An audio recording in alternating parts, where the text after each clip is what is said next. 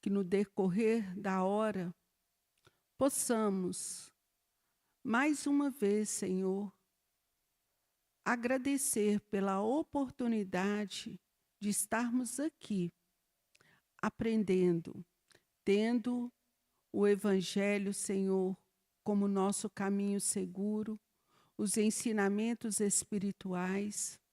Agradecemos por essa casa que nos acolhe, que nos ampara. Agradecemos, Senhor, pela espiritualidade bondosa que nos recebe nessa casa, cuidando de cada necessidade que nos encontramos.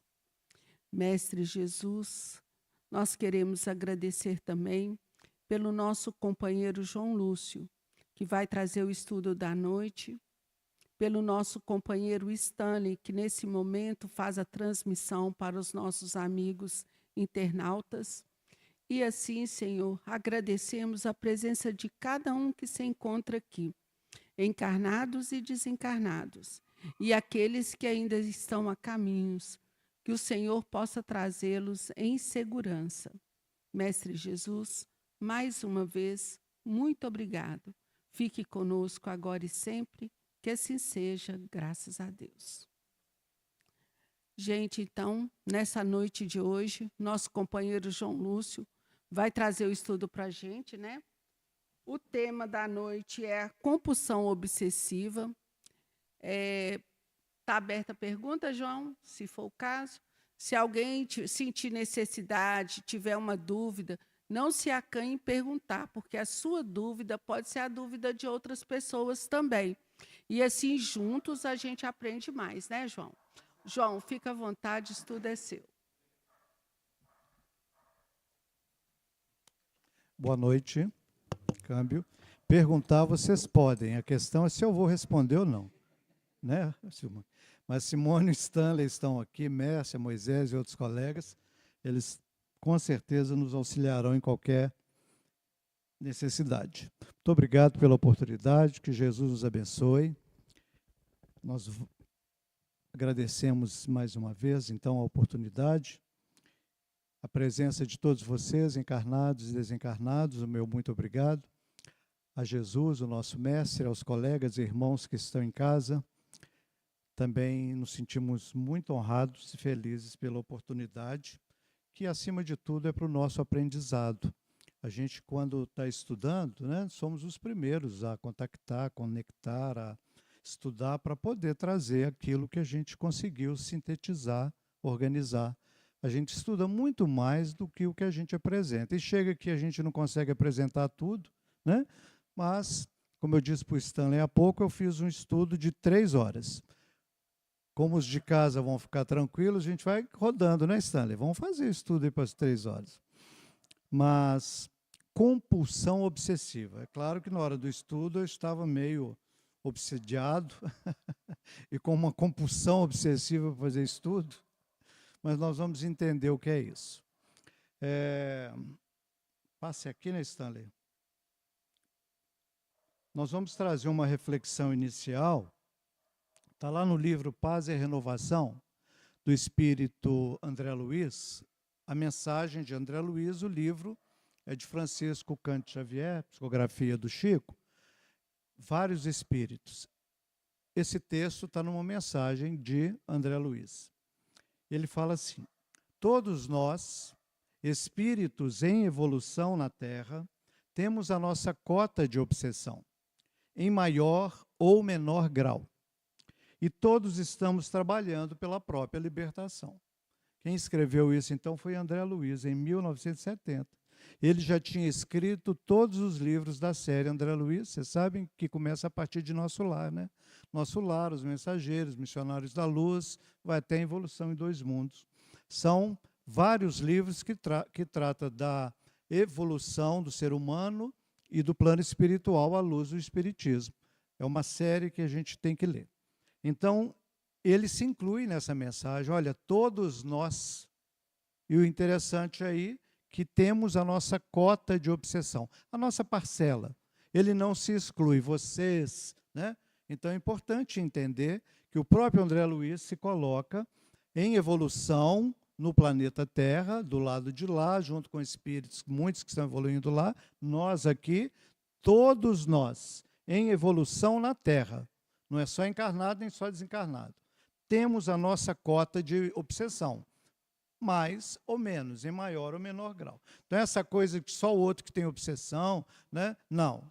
Só o católico que tem obsessão? Também não. Só o espírita? Não. Só o ateu? Não. Todos nós temos a nossa parcela de obsessão. É claro que eu sei que algumas pessoas estão perguntando, o que é isso, obsessão? Já que eu tenho alguma coisa disso, eu vou procurar, obviamente, estar trazendo para vocês a explicação. À vista disso, de quando em quando, é sumamente importante que façamos um teste de nosso processo desobsessivo, a fim de que cada um de nós observe em particular como vai indo o seu. Então, a obsessão é uma doença, é um transtorno espiritual. A desobsessão é o tratamento, é a cura. Então, o processo desobsessivo é o trabalho para diminuir, amenizar a obsessão.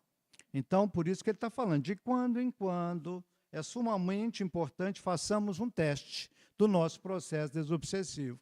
Eu trouxe esse teste que na mensagem ele apresenta. Aí eu vou falar para você, nós vamos fazer juntos esse teste, tá? Como a live vai ficar gravada, aqueles que perderem, porque eu vou ter que andar rápido aqui com as passagens, voltem lá no YouTube, né? Vejam com calma, sem pressa. Então, o nosso assunto é convulsão obsessiva, né? Compulsão obsessiva. É claro que é um tema que toca na área da psiquiatria, da psicologia, e nós vamos trazer alguns aspectos aqui para apenas nos situarmos como essas ciências têm tratado superficialmente, sob o nosso ponto de vista, porque não somos nem psicólogos, nem psiquiatras, nem na área da terapia, nós não lidamos com isso na nossa vida profissional. Então, a nossa experiência é de atendimento fraterno, é de conversa, é de estudo, é de pesquisas, né, dos mais variados autores e diversos espíritas, inclusive que lidam na área da psique ou da psique. Então, essa é a nossa experiência, o que não é muita coisa. Mas a gente, como o conhecimento está aí, né, à disposição nossa, hoje não tem aquela coisa só os iniciados que têm acesso, não. A internet universalizou o conhecimento. Então, você pega um conhecimento aqui do Brasil, dos Estados Unidos, do Japão, você consegue agregar isso e traduzir para o português, usando umas IAs da vida, que são as inteligências artificiais, que com certeza também nos ajudou muito no estudo. Então, a psicologia e a psiquiatria contemporâneas, atuais, reconhecem um amplo espectro de transtornos que englobam comportamentos repetitivos, persistentes e irresistíveis, comumente chamados de compulsões, e que provocam sofrimento ou prejuízo funcional. Então, olha aí, traz para a gente aí definições das compulsões. Comportamentos repetitivos, aquilo que se faz repetidamente, né? Persistente, aquilo que está persistindo, aquilo que é, irresistível, a pessoa não resiste, ela faz aquilo compulsoriamente. São chamados compulsões e que provocam sofrimento, aí é um dado, uma coisa muito importante, e prejuízo funcional. Às vezes, prejuízo para uma função, para uma atividade, dependendo da compulsão, e a pessoa não pode ser motorista, né? Vai lá que ele tem um problema na mão que ele faz, ou não, um transtorno, uma compulsão, que ele não consegue se controlar, ele não pode ser um motorista, nem tampouco cortar cabelo dos outros, né? Então, dependendo do que for, da compulsão de cada pessoa, de cada ser, né, ele pode provocar, sim, determinadas funções, prejudicar determinadas ações no dia a dia. Então, tem profissões que a pessoa não vai poder exercer. Então, a gente está entrando num capítulo aí muito importante, que é do nosso comportamento, das nossas atitudes. A compulsão é a necessidade incontrolável de praticar um ato para aliviar a ansiedade provocada pelo pensamento indesejado. A ansiedade não é compulsão, nem a depressão.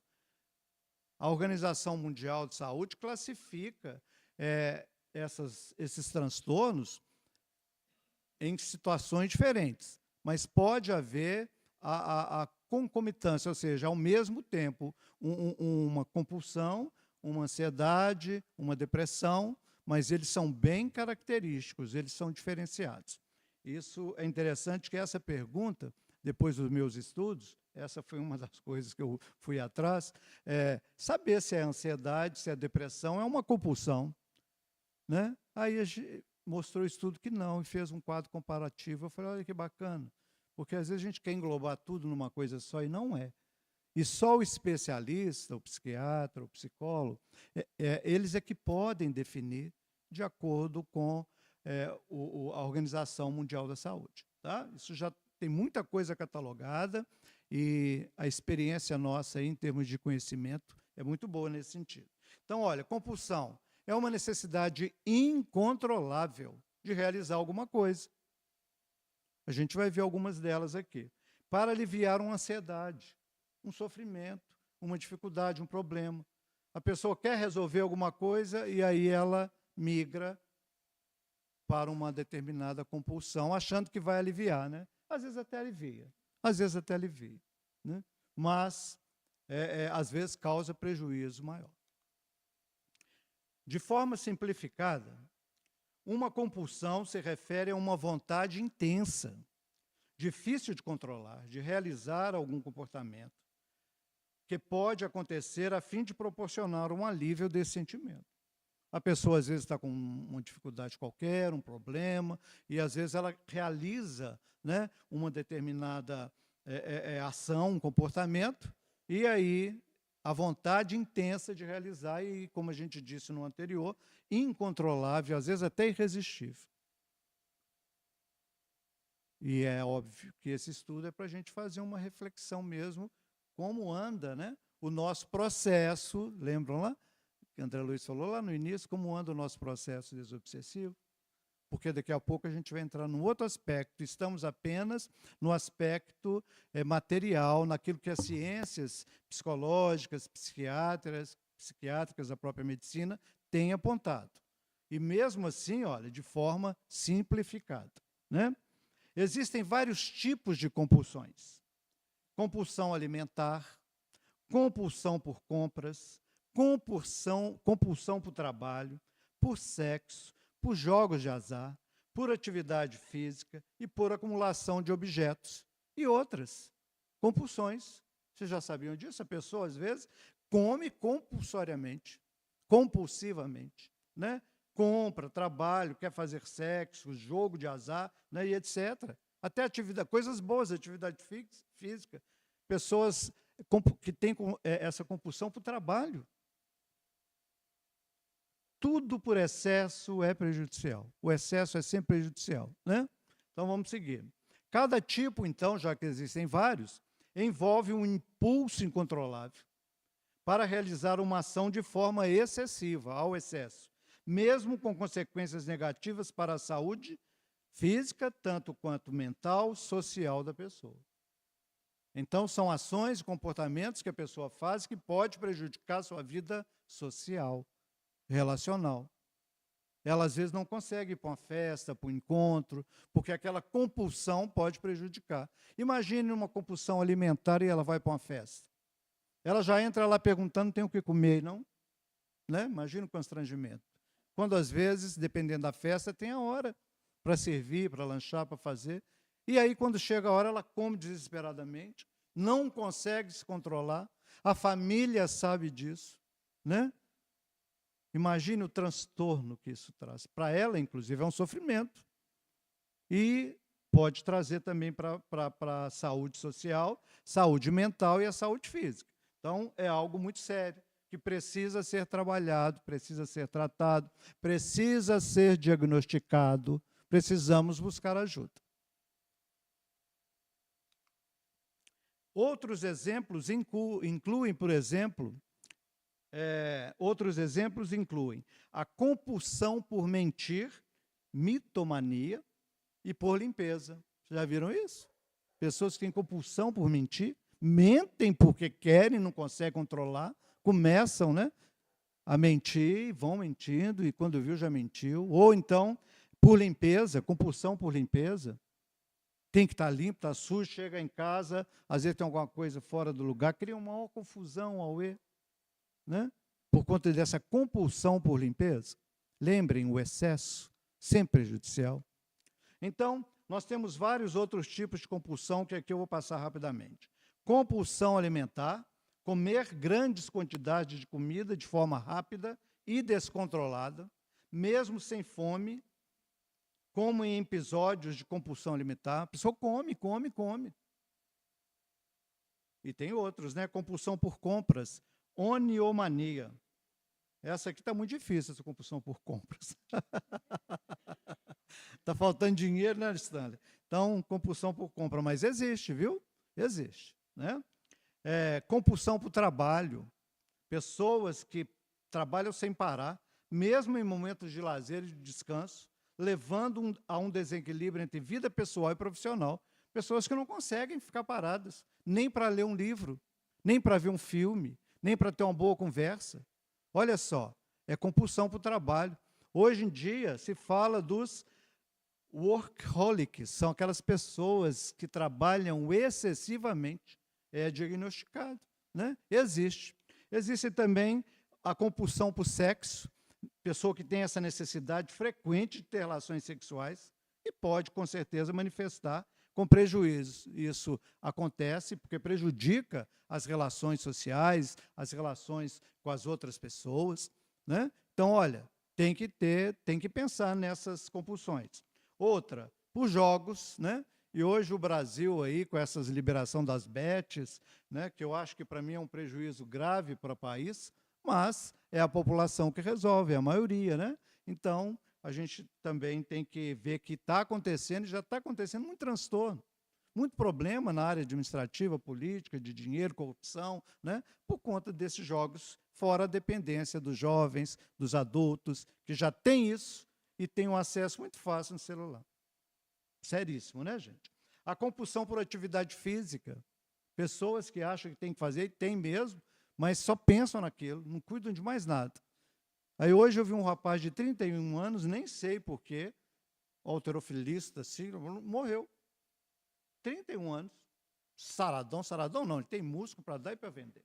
Né? Ele não é nem sarado. Eu acho que já passou, né?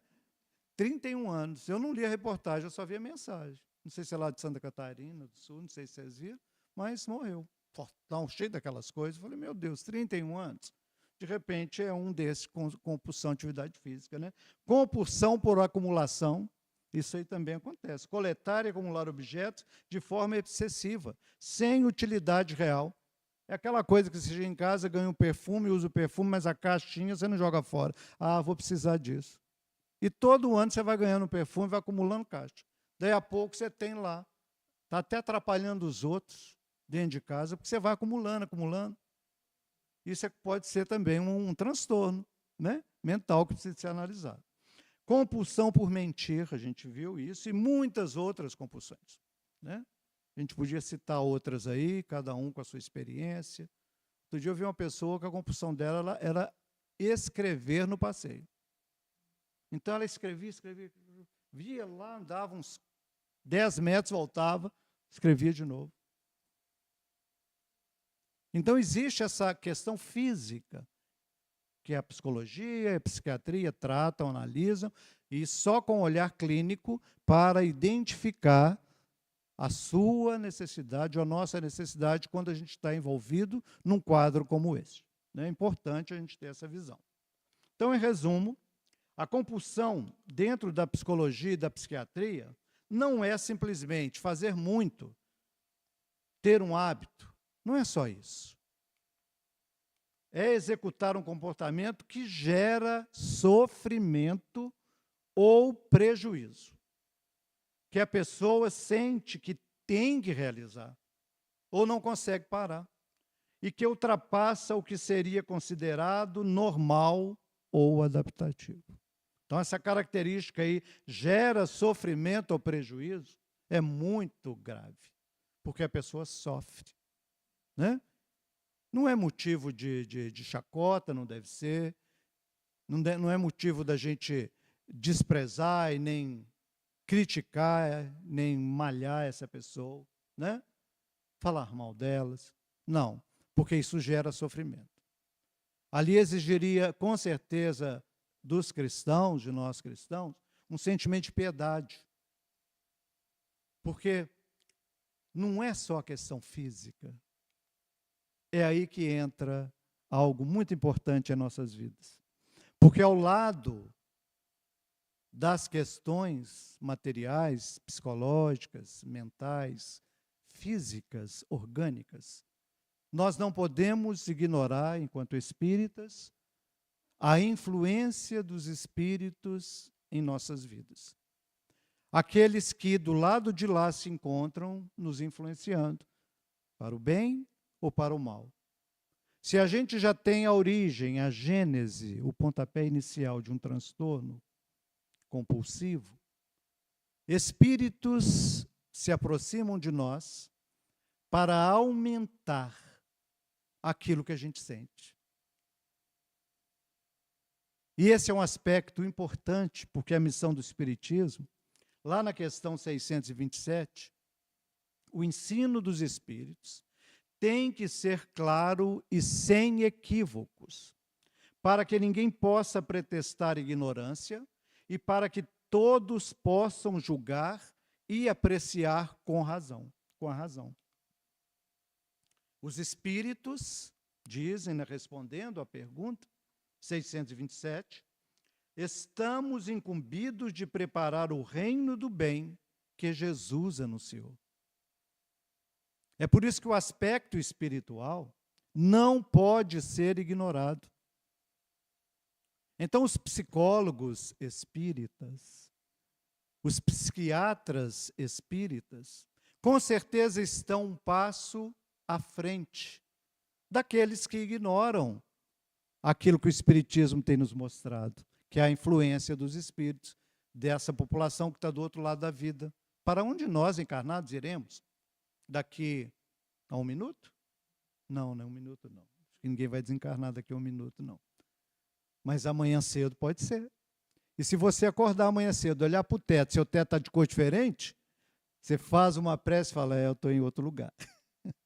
Pode acontecer, não é mesmo? Como diz a música, a vida pode estar por 1 segundo. Isso é verdade. Então, a população do lado de lá influencia a população aqui muito. Foi o que Kardec descobriu, foi o que o Espiritismo nos revelou. E aí, os espíritos estamos incumbidos de preparar o reino do bem que Jesus anunciou.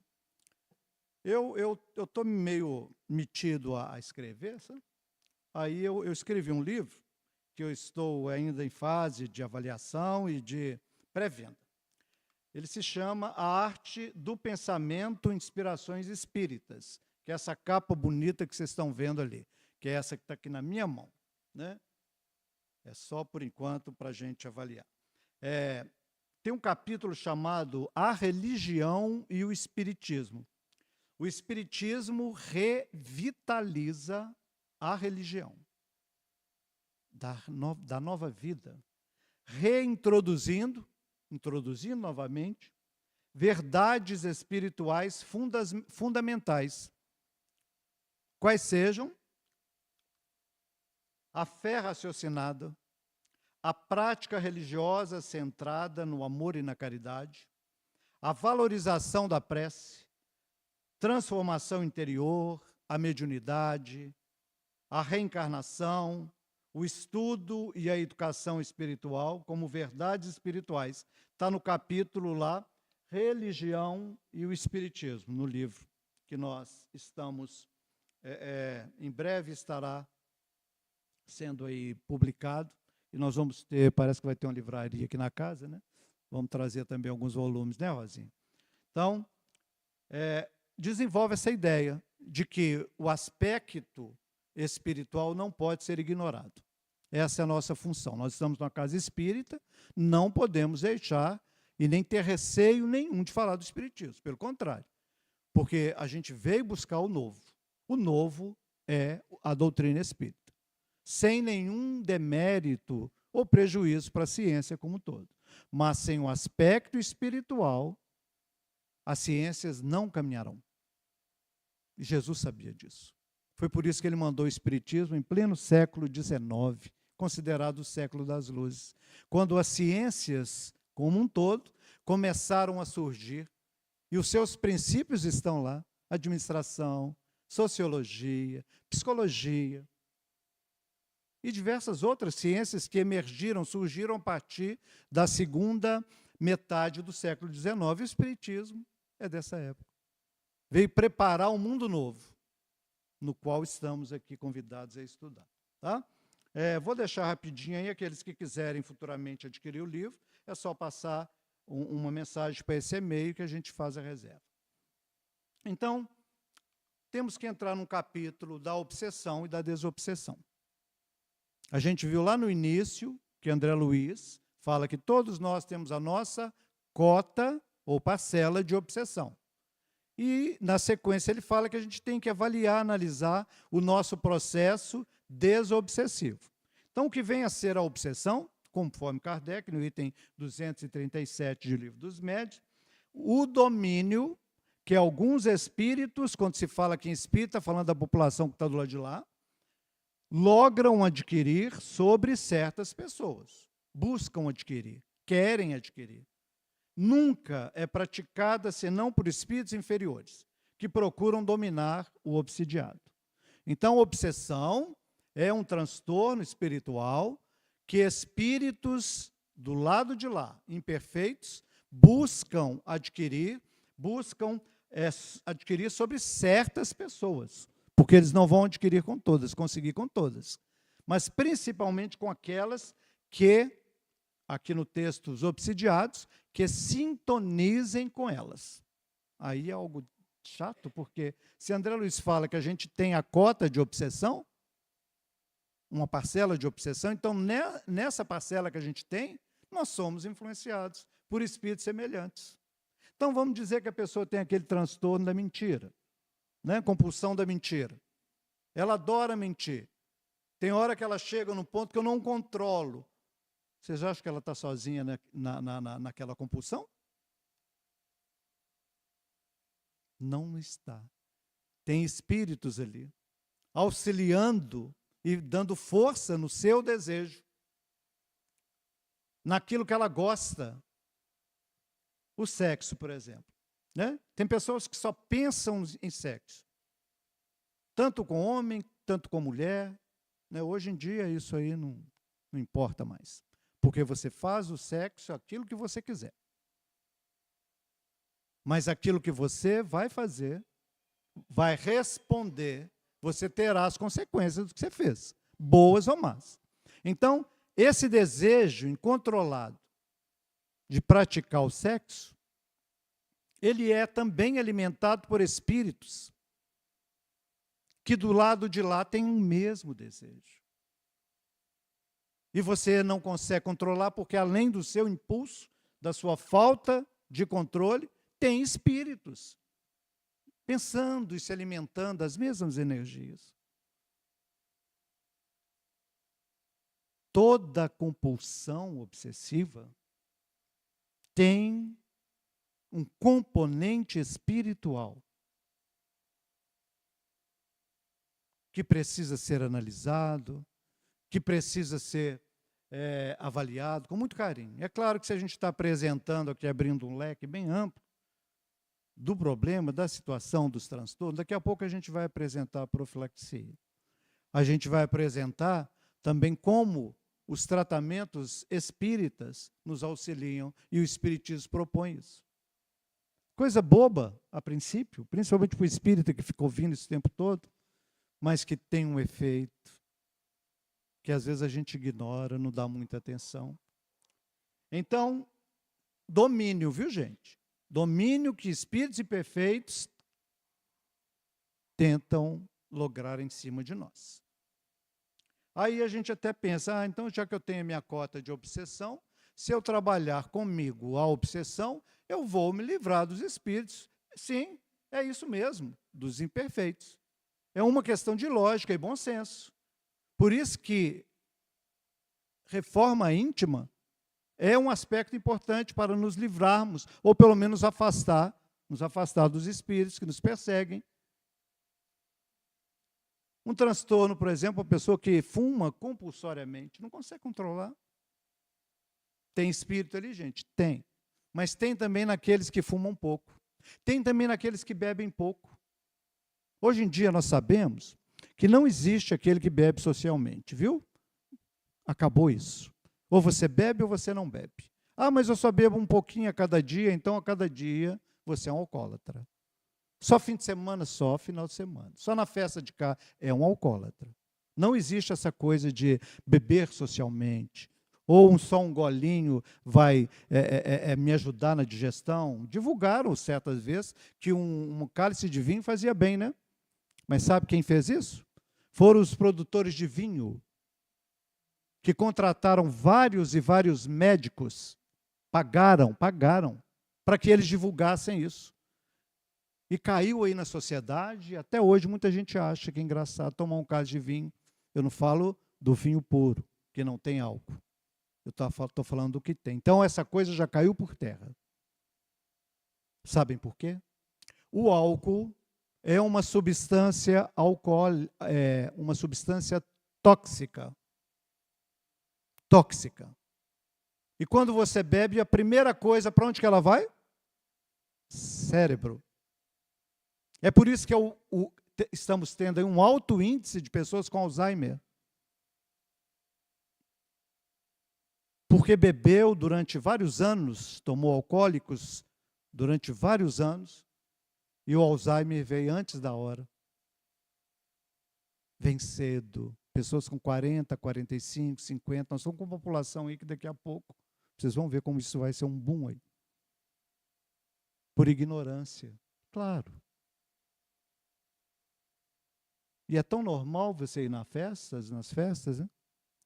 Hoje eu vi uma delegada fazendo um videozinho, falando que saiu uma lei recente, que nos aniversários de 15 anos, não vai poder ter bebida alcoólica, não. E não pode, a lei já fala sobre isso, o aniversário de 15 anos. Mas eu tenho ido, ao longo desses 5 últimos anos, né, em várias festas de 15 anos. Mas você vê lá, bebida alcoólica para os coquetéis sem álcool, com álcool, e tudo misturado. E todo mundo achando que é normal. Não é. É um comportamento patológico, doentio, e precisa ser olhado com esse olhar. É uma substância tóxica. E para variar, além de ser tóxica, mistura o metanol, né? A gente está vendo o que está acontecendo aí. Muito sério isso, gente. É a sociedade. Mas vamos seguir. Tem espírito influenciando? Quando a pessoa está bebendo? Pouco ou muito? Tem. André Luiz tem um caso do espírito que chega, do senhor que chega na casa dele, ele tem o barzinho dentro de casa, né? Aí ele senta no poltrona para descansar, vem 2 obsessores, né, 2 espíritos, chegam ali perto dele, tocam aqui no gogó dele, assim. Aí os espíritos, vamos beber. Aí ele vai lá, enche um copo de uísque e manda. Aí o espírito sai de perto dele satisfeito, porque o álcool emana fluidos espirituais que alimentam os desencarnados. Eles não podem pegar a taça e beber, mas eles bebem com a gente. Aí esse que bebeu primeiro sai, e o que aconteceu? Veio o segundo, vamos lá, agora sou eu. Aí ele vai lá e enche novamente. O negócio é sério, gente, mais sério do que a gente pensa. É por isso que sem o olhar espírita, sem o espiritismo, muitos tratamentos psicológicos, psiquiátricos, surtem efeito pontualmente, temporariamente, mas a longo prazo não se sustentam. Se a pessoa não mudar, a não ser que ela fique tomando remédio a vida toda. Tem que tratar o espiritual. Não é ignorar o material. Pelo contrário, o primeiro lugar que a gente tem que ir é procurar o médico. O clínico que ele nos passa para o psiquiatra nos passa para o psicólogo, e o caminho é esse aí. Agora, há casos em que tem que vir aqui, ó, o atendimento fraterno na casa, tem que frequentar reunião pública, daqui a pouco eu vou falar então do tratamento espírita. O que é a desobsessão? O prefixo des é de negação. Opõe-se à obsessão, né? E a profilaxia? São os tratamentos, aquilo que a gente utiliza, que indica, que aconselha para o tratamento da obsessão. Então, desobsessão não é nada mais que o tratamento da obsessão. E não se tira a obsessão de uma hora para outra, não, viu, gente? Porque tem gente que é assim, vai lá na casa espírita, você toma um passe, acabou, resolveu. Nananina, não. Se fosse assim, estava fácil. Não é isso, não. Tem coisa que é persistente, é demorada, há tratamentos longos. A pessoa precisa mostrar para ela mesma que ela tem tanto autodomínio sobre as suas emoções desequilibradas, de modo que os espíritos que a perseguem não a perseguirão mais. Eles podem ficar de plantão, aguardando uma recaída, que sempre dá, né? E tem hora que a gente chega no fundo do poço. Já passaram por isso? Chegar no fundo do poço. Aí vocês rezam, agradeçam, porque se chegou no fundo do poço, né, Leda? Não tem mais como descer. O que tem que fazer agora? Subir. Então, chegar no fundo do poço não tem problema. A questão é que ficar ali para sempre, mas não vai, porque a regra não é essa. Todos nós teremos que subir. O fundo do poço, né, é um limite. Agora, tem gente que é igual aquele cachorro que estava chorando no posto de gasolina, deitado em cima de uma tábua com prego. Vocês já ouviram essa história? Um senhor parou para abastecer no posto e ele viu aquele do lado de onde ele punha a gasolina, tinha um cachorro chorando, sentado numa tábua, né? Mas ele não sabia. Aí ele perguntou ao frentista, por que esse cachorro está chorando? Aí o frentista falou para ele assim, ele está sentado, deitado em cima de uma tábua com prego. Primeira coisa que qualquer um falaria é isso, por que ele não sai dali? Né?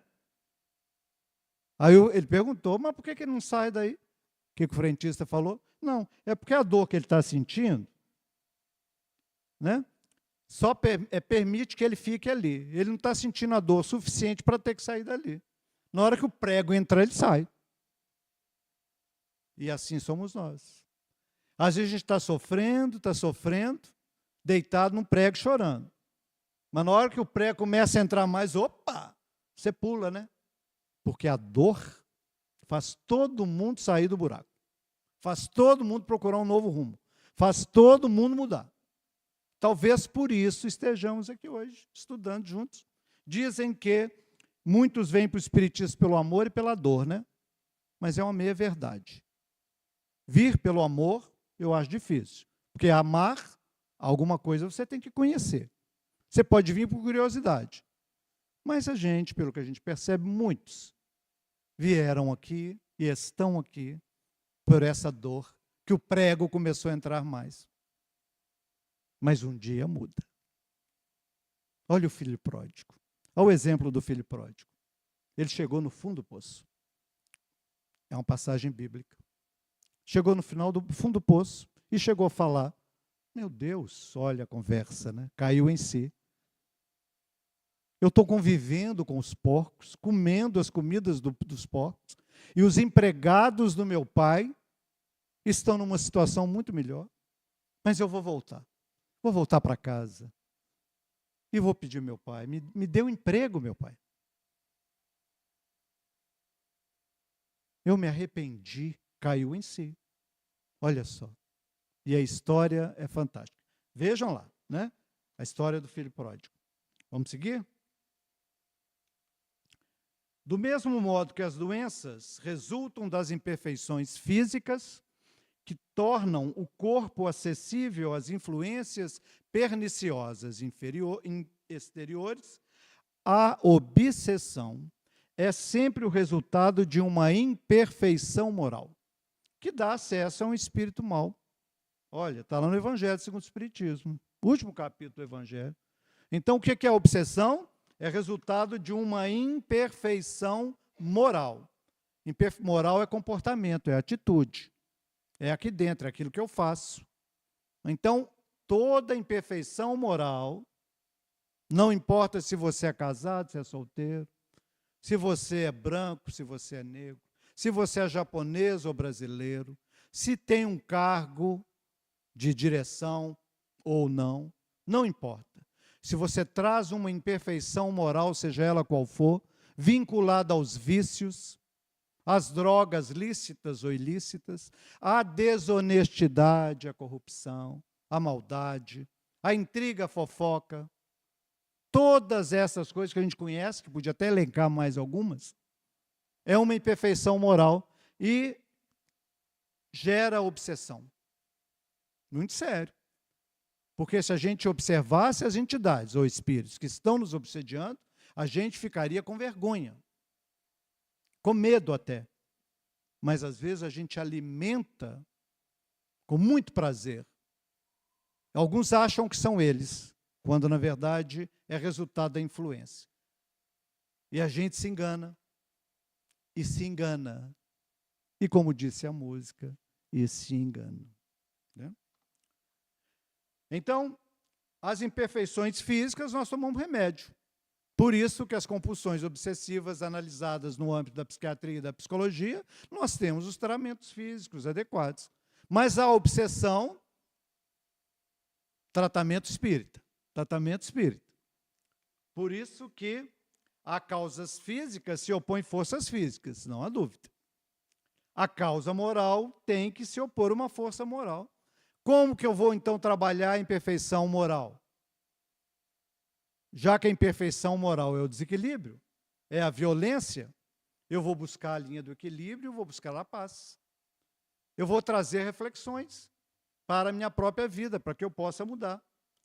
Para preservar-se das enfermidades físicas, fortalece-se o corpo, não há dúvida. Para livrar-se da obsessão, é preciso fortificar a alma. Já pensaram nisso? O que é fortificar a alma? Fortalecer o espírito. O espírito é o que eu sou, é o que eu penso, é o que eu gosto. Este sou eu.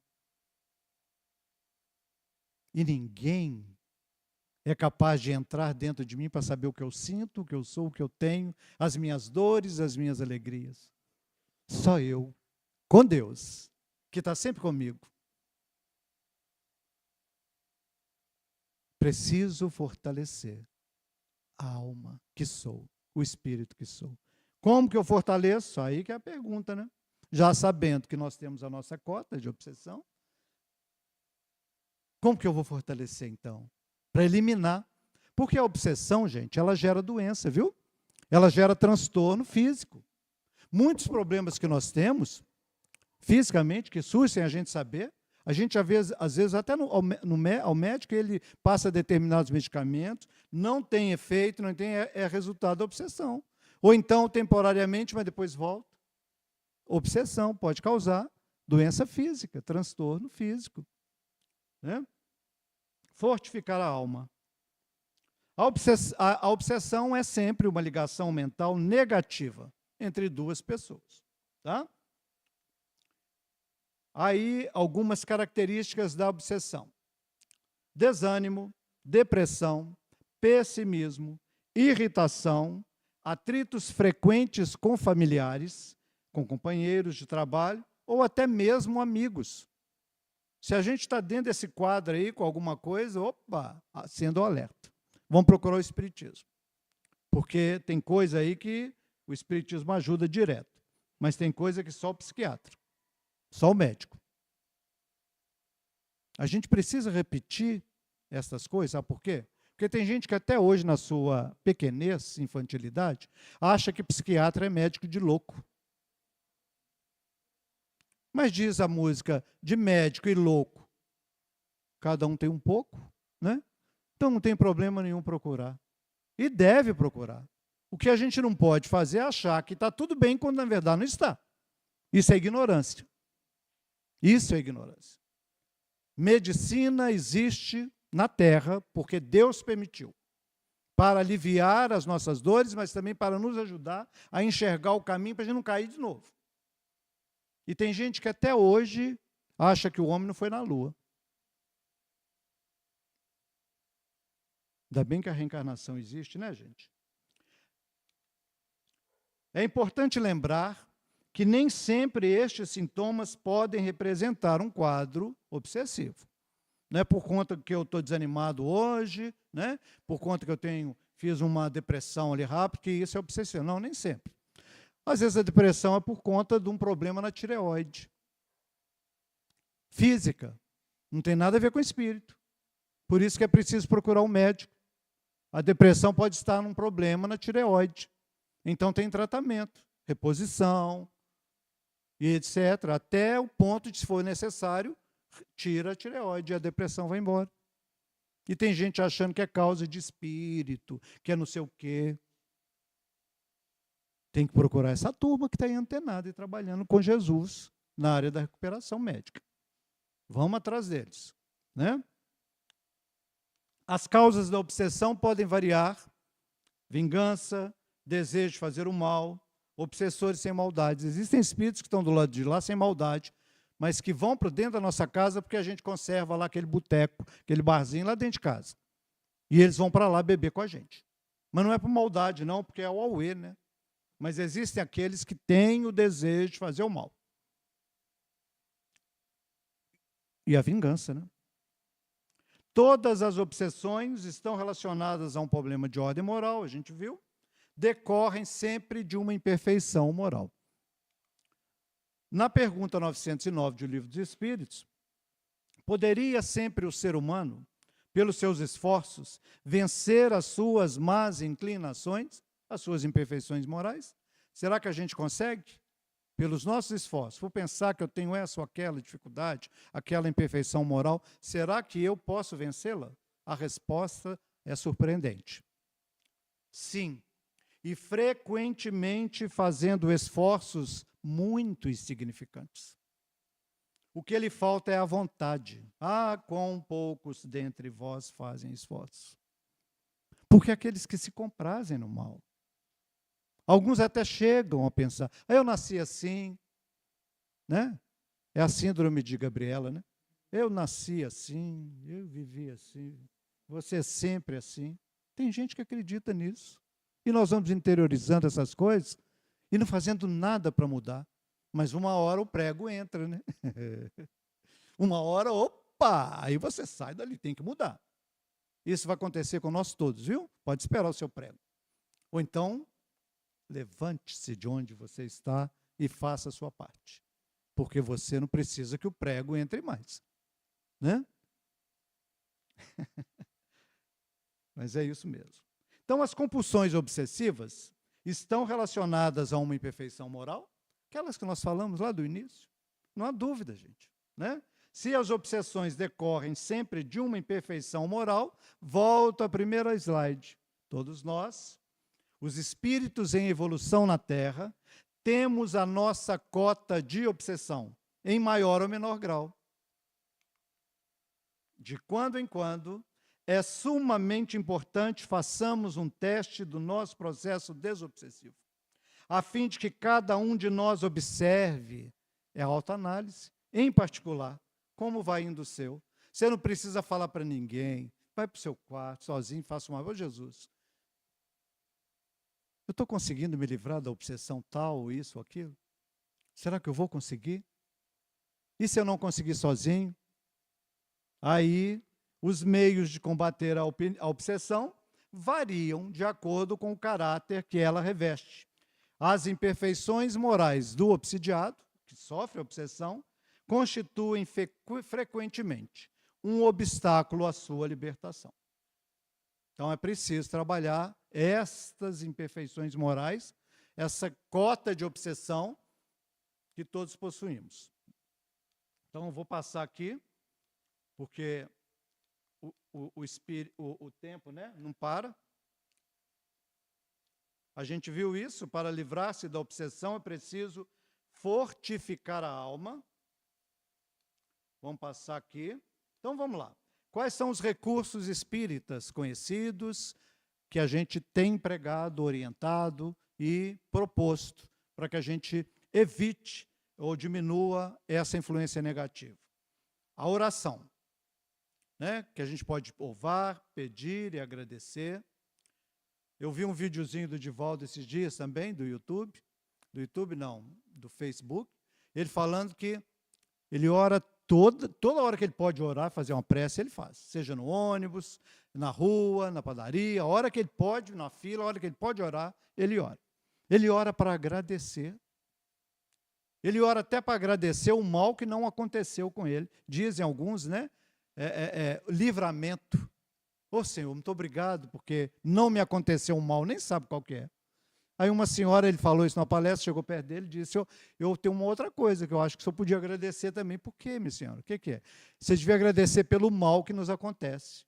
Aí ele falou, é verdade, né? Até pelo mal que nos acontece, a gente devia agradecer. Então, nós temos aí o passe, que é a fluidoterapia, com água fluidificada, as leituras edificantes, culto do Evangelho no lar, que é um momento que a gente faz com os familiares, reforma íntima, isso é com a gente, não é com ninguém mais, né? Cada um, estudo, palestras, tanto presenciais quanto virtuais, hoje tem muita coisa boa no YouTube, leituras, temos aí a livraria, a biblioteca aí com vários livros, atendimento fraterno, quando isso for necessário, nós temos na casa toda terça-feira às 19 horas, aqueles que quiserem chegar mais cedo, procure os atendentes. Temos a prática da caridade através do trabalho voluntário.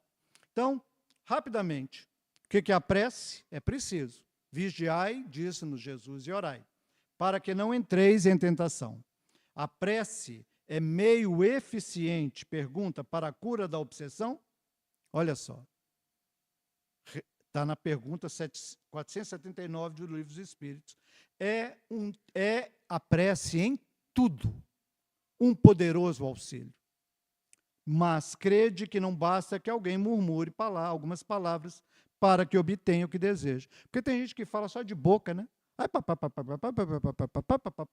que foi, menino? O que está acontecendo aí? A televisão desliga. A pessoa não está orando. Ela está fazendo qualquer besteira, qualquer outra coisa. Orar é se recolher no seu mundo interior, no seu quarto, seja onde for. Porque Deus está com você, onde você está. Converse com Ele. Converse com Deus. Ele vai ajudar você. Não tem uma música assim? Hoje eu estou muito musical, né? Estou falando de música, né, Stanley? Tá certo, faz parte. Então, olha, Deus assiste os que obram, não os que se limitam a pedir. Vamos seguir, que a gente vai passar a prece rápido, e vamos lá para a fluidoterapia, para nos auxiliar na desobsessão, ou na cura da obsessão. O passe que a gente toma aqui depois, né? Quem tem dúvidas, tome aí 4, 6 passes durante um período, depois fica um tempo sem tomar. A água fluidificada pode trazer para fluidificar toda a reunião. A minha está aqui, ó, para ser fluidificada. Você toma um cálice de manhã, um cálice à tarde, estiver acabando, você completa, para que na próxima terça, ou então no culto no lar, você possa fluidificar. O passe, né, que a gente toma ali. Leituras. Né? Hoje, com a internet, isso, aquilo, mas eu mesmo já citei livros aqui, vários. Vamos pegar os livros para ler? Vamos folhear, é gostoso. Hoje vamos sortear 2 livros. 2 livros. Quem levar tem um compromisso, né? O Evangelho no lar é um aspecto importante, não ignorem, façam o culto. Reúnam com a família, se não for possível com a família, façam sozinhos. Definam uma hora. Seja qual for, pode ser de madrugada, pode ser pela manhã, à noite, não tem hora não. A hora que você definir, durante uns 30 minutos, faça uma prece, põe um pouquinho de água, pega um livro para ler, fica ali, pede essa proteção aos espíritos amigos, no mínimo você vai ter seu anjo da guarda com você. Nunca vai estar só. Mas, ao mesmo tempo, você vai irradiar uma luz para o seu lar, que espíritos que nos obsediam vão ficar lá na porta. Podem ficar lá, às vezes, nos perseguir. né? Lá fora. Mas dentro de casa eles não entram. Mas tem espírito, gente, que está dormindo com a gente, hein? Porque a gente não protege a nossa casa. A implantação desse momento, que a gente chama de culto do Evangelho no lar, é de um benefício, sem nenhuma coisa de dogma, né? Um misticismo, vamos fazer o culto cristão no lar, tem que ter uma mesa branca, nada disso. Pode fazer descalço, deitado se você está passando mal alguma coisa. Põe a água lá que você quiser, não precisa ser um vidro branco, aberto, fechado. Tudo é tolice que a gente vai criando, trazendo de outras religiões, não tem nada a ver com o espiritismo. É um momento sincero, de sinceridade e de simplicidade. Os espíritos sabem da sua condição, sabem onde eles estão.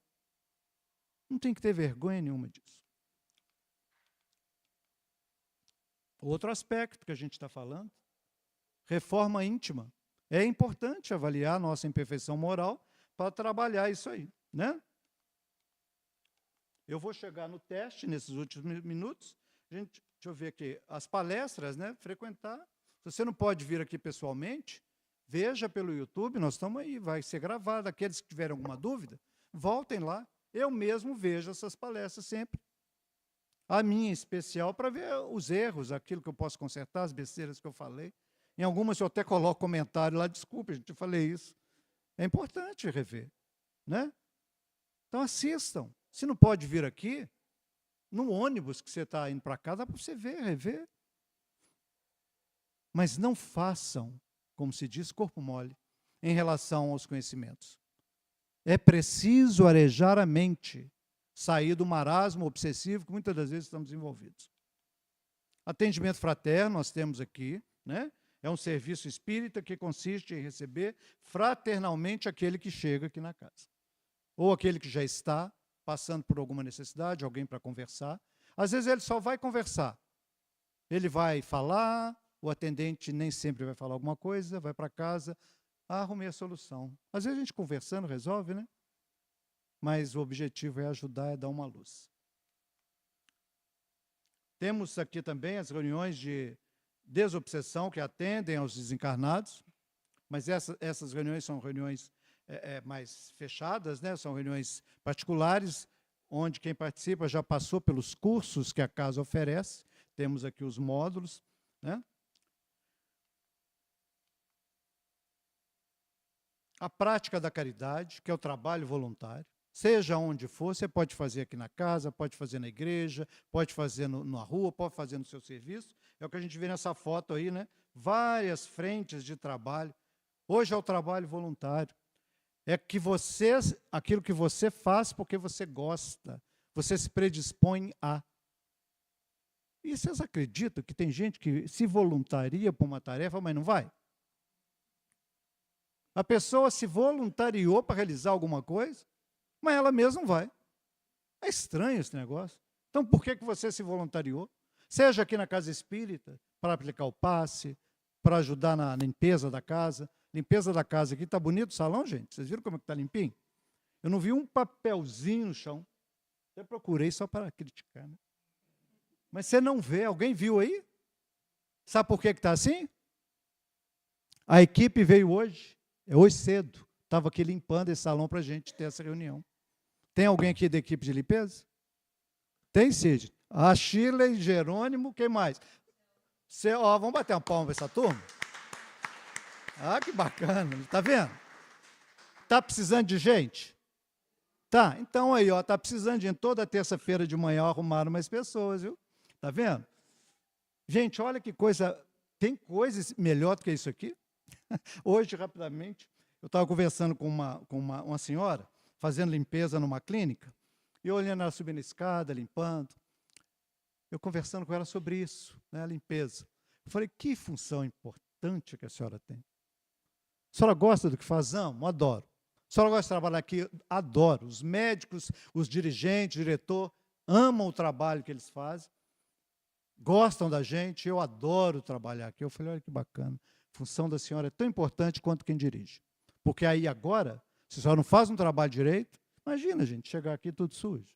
Isso é algo bacana, né? Então, você se voluntaria para fazer determinada ação, e não vem.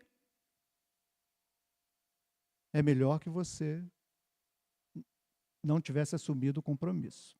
Jesus conta uma passagem, eu vou ter que fazer o teste aqui, nós vamos ficar até meia-noite. Do pai que tinha 2 filhos. Claro que os filhos somos nós. Qual dos 2? Aí o pai chega perto do filho e fala: filho, vem hoje, agora, trabalhar na vinha. Ao filho, muito empolgado, o que ele falou? Deixa comigo, papai, eu vou. O pai foi na frente. Aí ele ficou, pensou 2 vezes e não foi. É aquele que promete, né? Aí eu vou, tarefa, legal. Aí o pai voltou e chamou o segundo. Filho, vem agora, vem hoje trabalhar na vinha. E ele falou, filho, papai, sei não. O pai foi, esse segundo filho se arrependeu e foi ajudar o pai. Quem somos? Qual dos 2 você tem sido? Eu tenho sido. Percebe? A vinha é a terra. O pai é Deus. Os filhos somos nós. E o convite não é para amanhã, não. Foi bem clara a passagem. Vem hoje, agora, trabalhar na vinha. O convite pode ser na hora que vocês estiverem descendo a escada para ajudar alguém a descer. Não vou fazer isso não, deixa para depois. Ou então você daqui, vou lá ajudar, no meio do caminho você desvia e não vai. Opa! Tá vendo? Então vamos lá. O estudo é outro ponto, né? Mas agora eu quero fazer o teste, para a gente fechar aqui. Tá aí, ó. Esse é o teste do processo desobsessivo. Como vai indo a sua desobsessão? Já consegue dispensar aos outros o tratamento que desejaria receber? Você adia a execução das próprias tarefas? Se reconhece que toda criatura humana é imperfeita quanto nós mesmos e que, por isso, não nos será lícito exigir do próximo testemunhos de santidade e grandeza na passarela do mundo? Se guarda fidelidade aos compromissos assumidos? Se cultiva a pontualidade? Verifica você. Se evita contrair débitos? Verifique você. Se orienta a conversação sem perguntas desnecessárias? Se acolhe construtivamente as críticas de que se faz objeto? Você critica, mas se aceita ser criticado? Se fala auxiliando ou agredindo a quem ouve? Verifique você. Se conserva ressentimentos? Se sabe atrair amigos e alimentar afeições? Verifique você. Se mantém o autocontrole na vida emotiva como base da sua dieta mental? Autocontrole. Enfim, pela terceira vez, agora a reflexão final. Todos nós, os espíritos em evolução na Terra, temos a nossa cota de obsessão, em maior ou menor grau. E todos estamos trabalhando pela nossa libertação.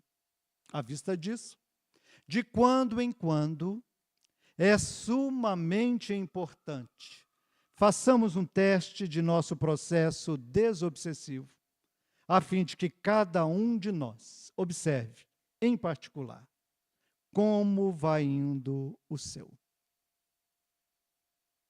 Vocês estão em silêncio, né? Tá bom. Eu quero, então, agradecer o carinho, a participação de todos vocês, as vibrações, aos que estão em casa.